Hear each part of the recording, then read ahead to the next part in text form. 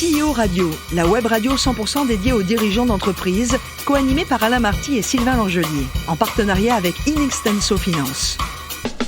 Bonjour à toutes et à tous, bienvenue à bord de CEO Radio. Vous êtes plus de 38 000 dirigeants d'entreprise abonnés à nos podcasts et nous vous remercions d'être toujours plus nombreux à nous écouter chaque semaine. Alors n'hésitez pas à réagir sur nos réseaux sociaux et notre compte X CEO Radio-TV. Aujourd'hui, nous recevons Stéphane Pimienta, le président de Lucanet France. Bonjour Stéphane. Bonjour Sylvain. Alors Stéphane, vous êtes né en 1973 à Montmorency. Vous êtes diplômé de l'école de commerce ISC Paris. Et alors, bien plus tard, on y reviendra, vous obtenez un MBA de la Graduate School of Business de l'Université du Cap en Afrique du Sud. On reparlera, mais pourquoi l'Afrique du Sud ? C'est lié avec votre parcours professionnel ou... C'est en effet, l'Afrique du Sud a été l'opportunité pour moi de faire un MBA à l'international, en anglais, alors qu'on venait de monter, dans le cadre de notre société qui s'appelle Métis, on venait de monter une filiale en Afrique du Sud. D'accord. Ok, l'occasion a fait le larron. Exactement. D'accord. Alors, on revient au début de votre carrière. Hein. Vous l'avez commencé comme contrôleur de gestion, consultant et chef de projet pour de grands groupes internationaux, hein, dont Sema Group, Schlumberger ou encore Atos. Et puis, on arrive en 2004 et vous cofondez Métis, on vient d'en parler à l'instant, qui est un cabinet de conseil pour l'intégration de solutions business, intelligence et de pilotage de la performance. On est déjà dans le sujet, là. Hein. On est déjà dans le sujet. Et là, vous allez donc effectivement prodiguer vos conseils auprès de grands groupes également, on peut peut-être en parler ? Oui, absolument. Donc, l'objectif de Métis, c'était d'implémenter des solutions de pilotage de la performance pour les grands groupes, pilotage de la performance principalement financière, et qui ont besoin de solutions pour leur consolidation statutaire, reporting financier, élaboration budgétaire. Et donc, Métis était partenaire de grands éditeurs et accompagnait donc les clients dans l'implémentation de ces solutions. D'accord. On peut donner des noms de clients ou pas ? C'est secret ? Alors, non. Bon, allez, peut-être on pas. n'en parle pas. Bon, allez, vous allez passer 10 ans à gérer, à co-gérer Métis. Donc, c'est une véritable expérience entrepreneuriale. 10 ans passent. On est en janvier 2015. Et là, vous cofondez Lucanet France, qui est la filiale du groupe allemand éponyme, Lucanet. Alors, racontez-nous un petit peu comment est née cette aventure Lucanet France. Alors, cette aventure est née par la visite du cofondateur de Lucanet, donc qui est un groupe allemand, comme tu viens de le dire. Ce groupe Lucanet est éditeur d'une solution de pilotage de la performance avec qui vise un marché un peu particulier, le marché des ETI. Donc, ETI, selon l'acception française, des groupes entre 50 millions d'euros de chiffre d'affaires et 1,5 milliard. Et c'est une fourchette d'entreprises que je n'arrivais pas à aborder avec les solutions desquelles j'étais partenaire lors de Métis. Et donc, quand Lucanet est venu me présenter sa solution, j'ai trouvé la solution formidable et complètement adaptée à ce marché-là, qui restait un marché en friche, qui ne demandait qu'à être développé. Et donc, plutôt que de devenir simplement partenaire et de rajouter cette solution à mon portefeuille, j'ai décidé de proposer aux fondateurs de Lucanet de monter la filiale française à part entière. Donc là, vous cédez vos parts de Métis, voilà. Et vous rebasculez de nouveau dans une aventure entrepreneuriale, mais bien accompagnée. Hein, Lucanet, exactement, c'est l'entrepreneuriat, donc c'est l'entrepreneuriat, mais avec le confort effectivement financier d'un gros groupe qui vous soutient et qui a pour ambition de développer un nouveau marché. D'accord. Donc c'est très confortable, mais ça nécessite quand même beaucoup de travail pour pouvoir imposer une marque en France sur un marché qui était déjà très mature, avec des concurrents qui étaient là depuis au moins une quinzaine d'années. Voilà. Et aujourd'hui, on en est là après quasiment 9 ans de développement de Lucanet en France. Alors, donc, vous l'avez dit, vous vous adressez essentiellement des ETI ou des grosses PME en devenir, des PME de croissance. Quelle est la spécificité de Lucanet si on doit comparer avec d'autres, avec vos concurrents ? Alors, le principe de Lucanet, c'est que la solution a été développée par les fameux fondateurs que j'évoquais tout à l'heure, qui sont des consultants à la base. Donc ça veut dire que c'est des spécialistes de la fonction finance. Oui. Donc la solution a été développée par des spécialistes de la fonction finance et qui ont développé un outil qui est complètement adapté à l'usage que peut en faire un directeur financier et ses équipes. Ce qui fait que l'outil nécessite très peu de montée en compétences, reste très intuitif. Sa mise en œuvre est également rapide puisqu'on a affaire à un outil qui est à la fois assez standardisé mais très flexible. C'est quoi, c'est un outil SaaS? C'est un outil SaaS, effectivement, alors qui est aujourd'hui dans le cloud, qui a une de ses composantes qui est uniquement utilisable dans le cloud, une autre partie qui est sur une application desktop, mais qui va être transférée petit à petit vers le cloud, et qui est complètement à la main de l'utilisateur fonctionnel, ce qui est très différent de bon nombre de nos concurrents qui nécessitent de nombreux jours d'implémentation, souvent très techniques, et avec un haut niveau d'expertise nécessaire pour pouvoir faire évoluer la solution. Là, Lucanet, D'accord, c'est presque à la main vraiment de clé en l'utilisateur. main pour un DAF à l'autre bout du monde, quoi. En fait, pas vraiment clé en main, parce qu'on va adapter la solution à l'utilisation que le client va en faire, mais on va embarquer le client dans son intégration. C'est-à-dire que c'est un projet qui va être en mode collaboratif, où on va montrer au client comment paramétrer la solution, en même temps qu'on va lui paramétrer la solution. D'accord. Donc finalement, c'est un duo. Alors, vous envoyez un de vos collaborateurs à l'autre bout du monde ou en Alors, France. Mon territoire, c'est la France. Oui. On va dire à l'autre bout de la France, qui va donc justement ajuster un petit peu cet outil aux besoins de l'entreprise. Il y reste quelques temps, le temps que ça fonctionne, et puis après. Comment ça se passe? Alors, ça se passe de manière plus dynamique que ça, où on va organiser des ateliers de travail qui vont réunir le client, ses équipes et notre consultant, pendant lequel on va à la fois former le client à l'utilisation de l'outil, en même temps qu'on va faire le paramétrage, en même temps qu'on va faire la reprise des données. La reprise des données est importante parce qu'on part sur des données de référence qui ont été publiées, et donc il faut impérativement qu'on puisse revenir à ces données-là.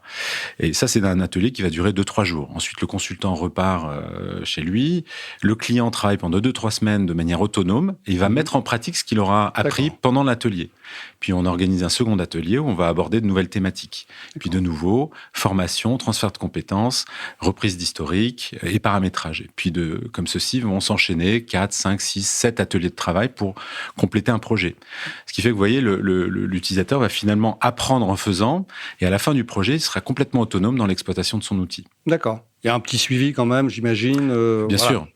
On va pas dire, pas petit suivi, un vrai suivi, j'imagine. Il y a un vrai collaboratif. suivi tout au long du projet, mais l'objectif, et ça c'est l'engagement de Lucanet, c'est qu'à la fin du projet, le client soit complètement autonome sur sa solution. D'accord. Donc si demain, il souhaite faire évoluer son modèle de données, s'il souhaite rajouter des entités, créer des nouvelles analytiques, il sera capable de le faire lui-même sans faire appel à des consultants supplémentaires. Donc finalement, le coût de possession de la solution est relativement bas parce qu'il n'y a pas cet engagement nécessaire de TMA ou de consulting au-delà du projet. D'accord. Alors on va revenir au groupe Lucanet. Donc vous l'avez expliqué, vous avez co-créé Lucanet France. Lucanet, c'est plutôt de la croissance externe, visiblement. Vous avez récemment fait l'acquisition, le groupe, d'Amana et d'Ementex. C'est quoi les objectifs quand on acquiert comme ça ces nouvelles structures ? Alors là, les objectifs sont une complémentarité technologique. C'est-à-dire qu'on a acquis Amana, qui est une technologie qui édite c'est un éditeur d'une technologie de disclosure management et qui a également d'autres solutions dans son portefeuille qui étaient très intéressantes, très complémentaires à ce que Lucanet pouvait fournir. Donc ça vient compléter des briques qui manquaient à Lucanet. Et Ementex, même idée, c'est un acteur allemand qui était spécialisé dans la gestion de trésorerie. Donc la gestion de trésorerie opérationnelle. Et ça, c'était également un périmètre. Ce qui est un gros enjeu pour les entreprises. Ce qui est un énorme enjeu avec un énorme potentiel de développement pour nous, effectivement, où on a déjà des acteurs qui sont relativement bien implantés, mais on arrive avec une solution, encore une fois, avec la même philosophie que Lucanet, c'est-à-dire simple à implémenter, souple, très orienté utilisateur final. D'accord. Donc vous parlez d'implantation, on va parler de présence mondiale.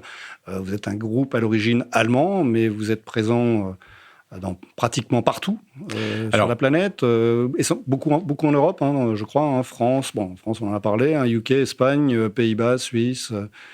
Voilà, donc pays germanophones au démarrage, puis rapidement se sont étendus sur d'autres pays d'Europe.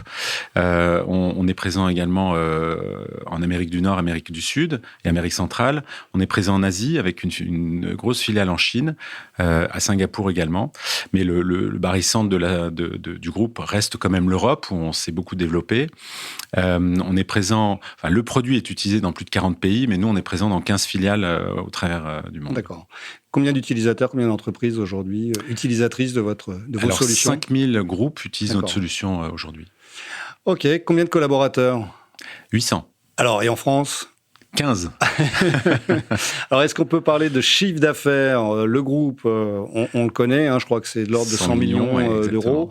Et la France, j'imagine... Là, pour l'instant, 3 millions. D'accord. Forte croissance régulière, et 3 millions. D'accord, on a parlé des collaborateurs, 800 dans le monde. J'imagine qu'il y a un bon index parité homme-femme. Relativement bon. On édite notre rapport ESG depuis 2023. Donc, on a sorti la première version l'an dernier. Et on a donc mesuré, on a aujourd'hui une parité qui est à peu près 46% de femmes présentes chez Lucanet. Et je vois que vous avez eu une augmentation de 3%, c'est ça ? C'est ça, 3% l'an dernier. Et au niveau du management, donc sur des rôles à haute responsabilité, on a 31% avec une augmentation de 6%. 6%, tout à fait. Et on compte bien atteindre un équilibre très prochainement. Compliqué de recruter chez Lucanet ? Compliqué de garder les talents ? Alors, on en parlait un petit peu en préambule, tous les deux. Le télétravail facilite quand même le recrutement, parce qu'aujourd'hui, on n'a plus la frontière de devoir recruter dans la ville dans laquelle nos bureaux sont installés. On a la possibilité de recruter finalement partout, et donc on va recruter les talents où ils se trouvent. Donc oui, toujours difficile de recruter des talents, difficile de recruter certaines catégories, comme nos consultants qui sont à la fois des spécialistes fonctionnels de la fonction finance, mais qui doivent aussi être des pédagogues parce qu'ils font la formation auprès des clients. Et ils doivent être aussi des chefs de projet. Ils doivent, si vous voulez, intégrer un certain nombre de compétences qui sont pas faciles à réunir dans un seul individu. Ouais. Et donc, on a toujours des difficultés à trouver des consultants. Cependant, effectivement, comme maintenant, on a la possibilité de faire du télétravail. Moins de turnover, moins de difficultés à recruter ces talents-là, quels qu'ils soient. Et on peut les recruter en France, mais aussi à l'étranger. Ouais. Alors, autre enjeu essentiel pour une entreprise comme la vôtre, j'imagine, c'est la RSE. Comment ça se traduit chez vous, en interne et en externe auprès de vos clients ? Alors, il y a deux dimensions dans ma réponse. Il y a la première dimension, c'est comment ça nous impacte en interne. Donc, on est aujourd'hui, on a la volonté de mettre en place un vrai reporting ESG. On a sorti notre premier rapport, je le disais, l'an dernier, avec des priorités qu'on a identifiées au travers de notre matrice de matérialité, qui sont le climat, qui sont l'inclusivité, la diversité, qui sont la cybersécurité et qui sont l'attraction et la rétention des talents. Voilà, ça, c'est les 4 principales priorités du groupe. Et pour chacune de ces priorités-là, on a défini des objectifs prioritaires très concrets en matière de, par exemple, on va sélectionner nos fournisseurs d'énergie en fonction de leur production. On cherche des producteurs d'énergie renouvelable. On a quasiment éliminé notre parc automobile dans le groupe. D'accord. On a également... donc on a une dimension, on a modifié notre politique d'achat en fonction de ces nouveaux enjeux. D'accord. Au niveau de la diversité, de la même manière, on délivre des formations systématiques à la fois dans notre séquence d'engagement, dès qu'on a un nouveau collaborateur qui intègre notre équipe, on les sensibilise, on les forme, puis on a des formations obligatoires et on a une volonté farouche de maintenir la diversité. Aujourd'hui, il y a plus de 44 nationalités dans le groupe. On est présent, je le disais, dans une quinzaine de pays. On a pourtant 44 nationalités dans le groupe et j'ai le plaisir d'avoir très récemment vu une équipe au Channel chez nous, composée d'un Biélorusse, d'un Russe et d'une Ukrainienne. D'accord, ça s'est bien passé. Magnifique, c'est ça, c'est beau.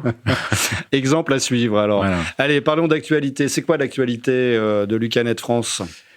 Alors, l'actualité de Lucanet, dans son ensemble, c'est le développement de notre technologie pour pouvoir y intégrer de l'innovation, notamment de l'intelligence artificielle, qui est un enjeu très important pour tous les éditeurs de solutions comme la nôtre.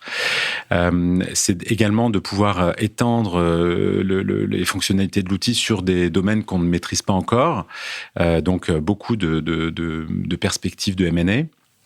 On doit croître par ce biais-là, mais également de grands enjeux de développement en interne, puisque on doit transposer notre solution, je le disais, depuis une desktop app vers une solution full web, et ça demande beaucoup d'énergie, beaucoup de temps, et on va aussi bénéficier d'un énormément d'enrichissement fonctionnel au travers de cette migration-là. D'accord.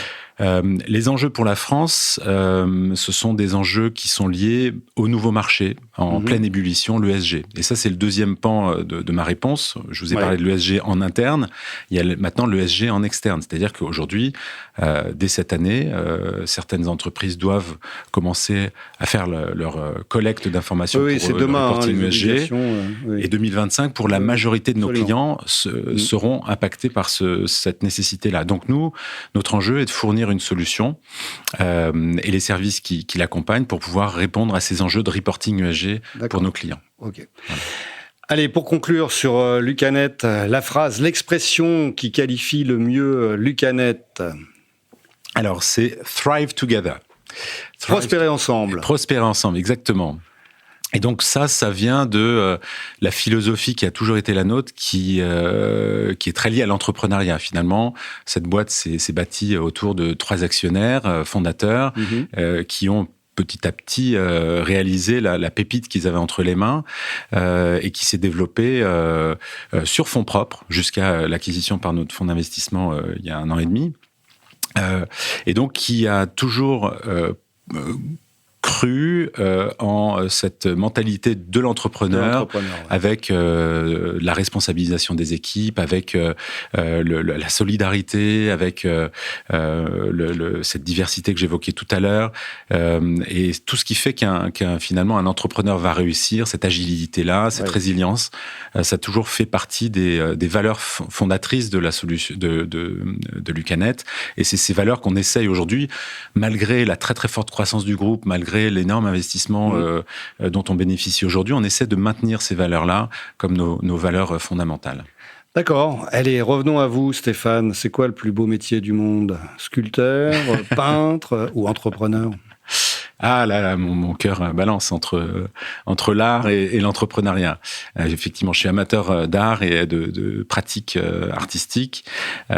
Pour moi, c'est très lié à ce besoin de créer et cette liberté que peut nous donner l'entrepreneuriat de partir d'une situation, d'une page blanche et de devoir tout bâtir en partant du néant ou d'un chaos. Et c'est une démarche qui est très artistique aussi, puisque on va retrouver ce même effet de partir d'une motte de terre, d'argile, et puis de bâtir, de la modeler pour obtenir finalement une sculpture. Et c'est cette capacité à créer qui m'anime. Très bien. Écoutez, merci beaucoup, Stéphane. Avec grand plaisir. Fin de ce numéro de CEO Radio. Retrouvez toute notre actualité sur nos comptes X et LinkedIn. On se donne rendez-vous mardi prochain à 14h précise pour accueillir un nouvel invité. L'invité de la semaine de CEO Radio, une production B2B Radio en partenariat avec Inextenso Finance.